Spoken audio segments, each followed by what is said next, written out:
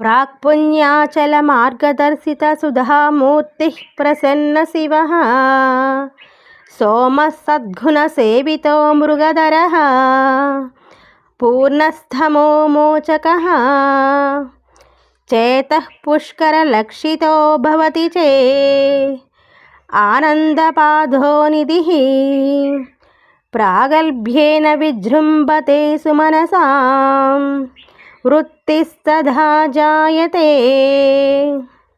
తాత్పర్యము: తూర్పు కొండ మీద ఉదయించే చంద్రుడు నక్షత్రాలతో కలిసి చీకటిని పోగొట్టి సముద్రంలోని తరంగాలను ఉప్పొంగ చేస్తూ ఉంటాడు.